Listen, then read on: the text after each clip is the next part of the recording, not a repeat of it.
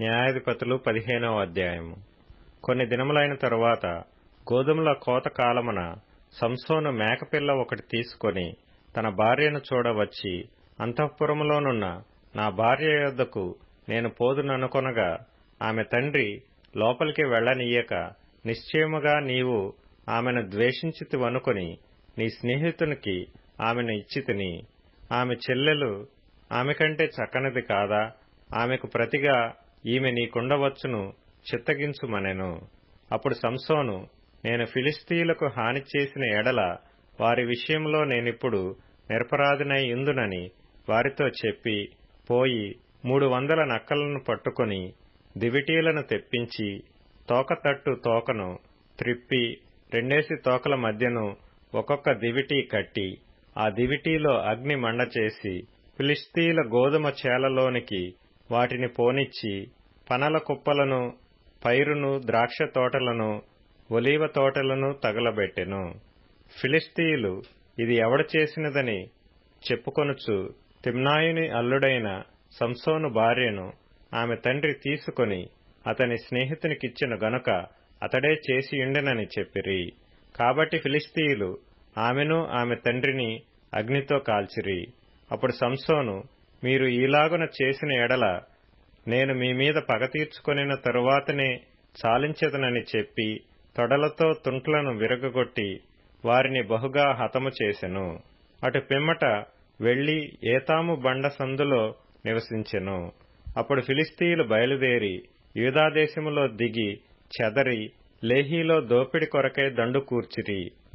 యూదావారు మీరేల మా మీదికి వచ్చితిరని అడుగగా, ఫిలిష్తీయులు సంసోను మాకు చేసినట్లు మేము అతనికి చేయవలనని అతని కట్టుటికే వచ్చితిమనిరి. అందుకు యూదా జనులలో 3000 మంది ఏతాములోని బండయొద్దకు పోయి సంసోనును చూచి, ఫిలిష్తీయులు మనకు ఏలికలని నీకు తెలియదా?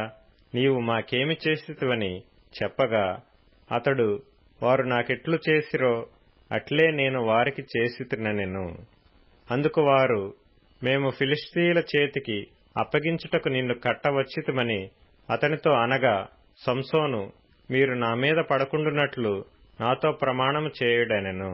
అందుకు వారు, అలాగు కాదు, నిశ్చయముగా మేము నిన్ను చంపము గాని నిన్ను గట్టిగా కట్టి వారి చేతికి మేము అప్పగించదమని చెప్పి 2 క్రొత్త తాళ్ల చేత అతని కట్టి ఆ బండయొద్ద నుండి అతని తీసుకొని వచ్చిరి.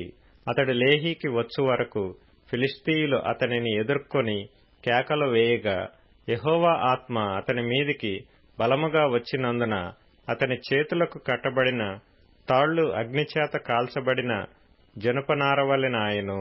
సంకెళ్లను అతని చేతుల మీద నుండి విడిపోయెను.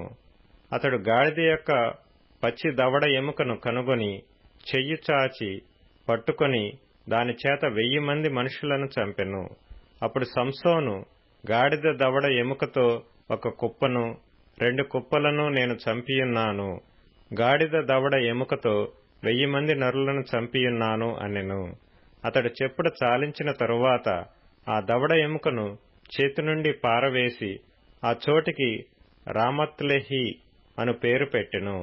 అప్పుడు అతడు మిక్కిలి దప్పిగొనినందున యెహోవాకు మొర్రపెట్టి, నీవు నీ సేవకుని చేతి వలన ఈ గొప్ప రక్షణను దయచేసిన తరువాత నేనిప్పుడు దప్పిచేతను చచ్చి సున్నతి పొందని వారి చేతిలోనికి పడవలెనా అని వేడుకొనగా, దేవుడు లేహీలోనున్న ఒక గోతిని చీల్చెను.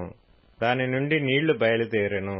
అతడు త్రాగిన తరువాత ప్రాణము తెప్పరిల్లి బ్రతికెను. కాబట్టి దాని పేరు నేటి వరకు ఎన్హక్కోరే అనబడెను. అది లేహీలోనున్నది. అతడు ఫిలిష్తీయుల దినములలో 20 ఏండ్లు ఇశ్రాయేలీయులకు న్యాయాధిపతి అయి ఉండెను.